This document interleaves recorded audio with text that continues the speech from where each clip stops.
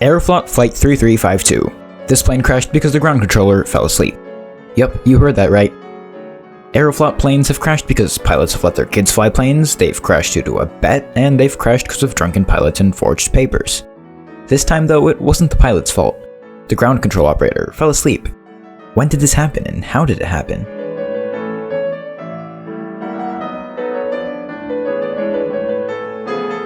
October 10th, 1984.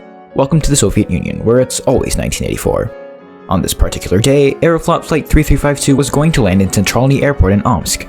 The flight took off from Krasnodar Airport in Krasnodar, and the landing at Omsk was supposed to be a stopover on the way to Novosibirsk. It was the stopover at Omsk which was going to be the site of the crash. The plane itself?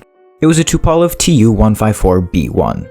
The Tupolev Tu-154 was an extremely common airplane in the Soviet Union, with the Tu-154 first being introduced in 1972, and over half a century later, it's still being used. There were 170 passengers on board and 9 crew members. So far, a pretty average flight with a pretty average plane. The plane took off from Krasnodar Airport on October 10th at 11:37 p.m. Moscow time. Fast forward a bit over 2 hours to about 2:15 a.m. Moscow time, or 5:15 a.m. local time, the following day on October 11th.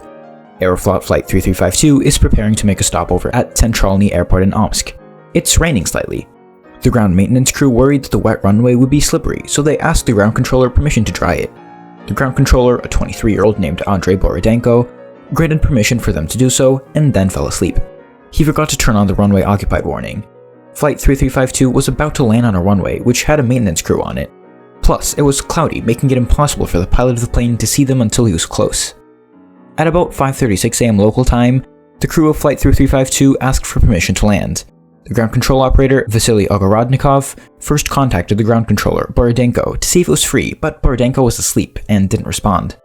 Upon receiving no response, the approach controller contacted the flight controller and received a fuzzy reply that sounded similar to free, and then he granted permission for them to land.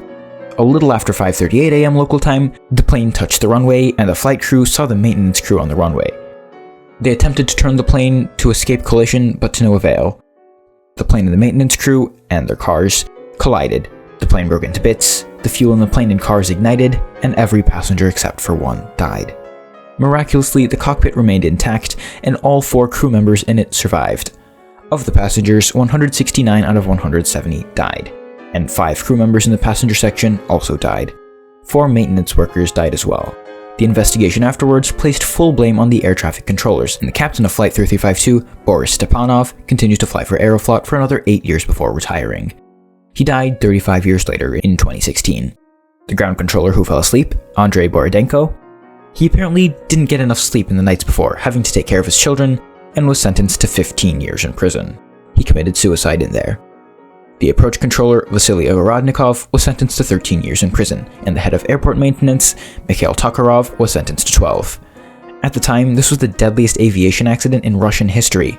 Today, it's the second deadliest, behind only Aeroflot Flight 5143, which crashed due to the crew being exhausted.